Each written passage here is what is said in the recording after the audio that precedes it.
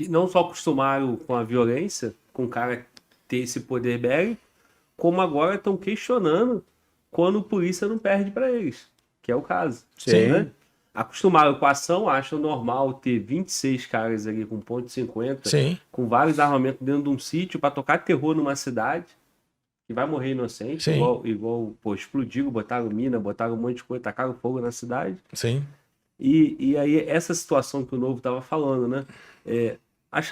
Chegou numa situação de normalidade. Sim. Pô, é normal o cara ter um território dentro do Estado que o Estado. Agora, você sabe o que me mata? Porque tem seletividade até com relação a preso. Então a gente vê um movimento, né, de descarcerização, vamos descarcerizar e tal, soltar todo mundo. Mas não é soltar todo mundo. Né? Tem presos e presos, né? Tem aqueles que você pode soltar e tem aqueles que você não pode soltar. Então, assim, é muito complicado isso, porque a gente vive até uma hipocrisia muito grande, até com relação a essa ponto, política, né? Aquele ponto que eu falei, será que é desconhecimento ou é ideologia nefasta mesmo e mau caratismo pra gente... O Rogério tocou num ponto interessante, essa questão do uso da força, né? Eu trabalho muito essa questão nas instruções e vi muito isso na prática, que às vezes as pessoas, elas acham que são dois extremos, né? Força e inteligência. Só que eles chegam a um determinado momento que eles vão convergir. Por quê? Porque muita gente fala assim, mas a polícia tem que usar mais inteligência, a polícia tem que usar mais inteligência. Peraí, meu amigo. Só que quando eu uso a inteligência, eu ploto, isso já aconteceu, eu fui chefe da inteligência do BOP anos, eu ploto um grupo criminoso, a ocorrência do GRIP foi isso, foi uma ação de inteligência de meses. Sim, e deu errado ali. E aí, como é que eu vou meter a mão no cara se o cara tá armado de fuzil? Como é que eu dou voz de prisão, né, para um cara que tá armado de fuzil? Num território que... Exatamente. Sim, e a lei permite isso, porque a legítima defesa ela é real e iminente. Eu não posso esperar o cara atirar em mim para atirar nele.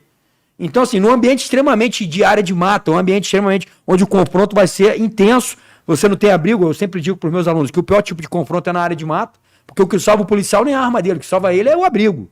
E na área de mata você não vai ter. Então, assim, é o pior combate que existe. Então, assim, inteligência e força, eles andam em paralelo, pô, principalmente no nível de periculosidade que o nosso criminoso tem.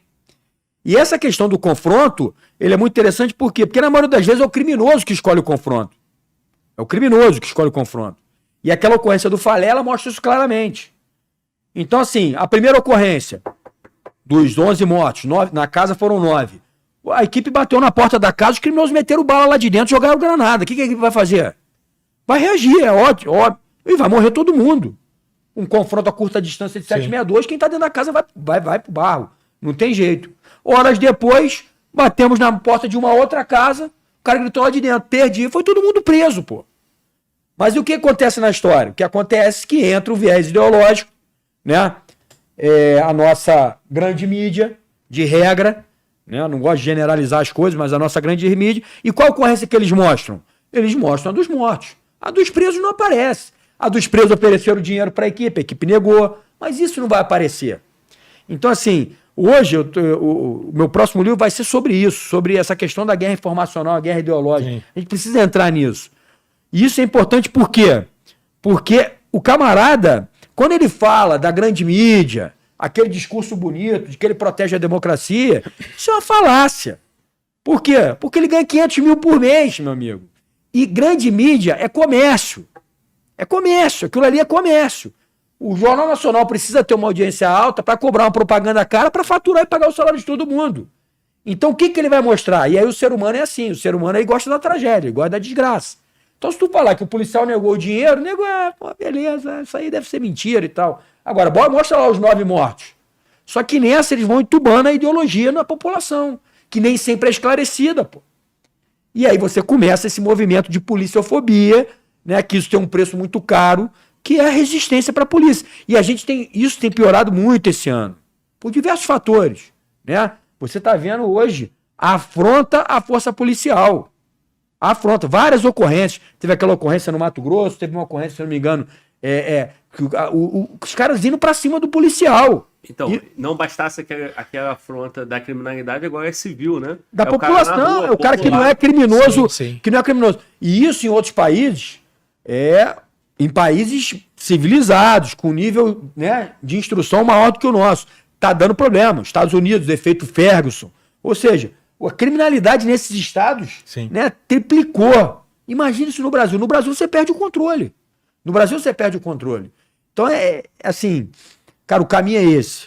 O caminho é a gente tá falando, é trazendo pessoas que entendam para estar falando, pra gente tentar virar esse jogo. Por quê? O que eu vi na prática, o tiro, porrada e bomba, ele sozinho não vai virar isso. Ele é importante? Sim. Eu não sou pacifista, não. Pelo contrário. Vai ter o criminoso que vai passar por todos os filtros, que quem vai resolver o problema dele vai ser o tiro, porrada e bomba. Não tem jeito. Esse camarada não tem jeito. Só que, cara, eu ficar só nisso não vai resolver o problema, cara. Não vai resolver o problema. Então, a gente tem que discutir, tem que mudar isso. E essa guerra é mais difícil. Eu sempre digo, a guerra bélica é só o cara não ser cagão e ter a técnica. Que os nossos policiais, só do cara botar uma farda, botar um distintivo no peito no Brasil, ele já é corajoso pra caralho. É só ele trabalhar a técnica dele, estudar e trabalhar dentro da legalidade. Agora, essa guerra aí, informacional, a gente tem muita dificuldade e a gente tá muito atrás. Sim.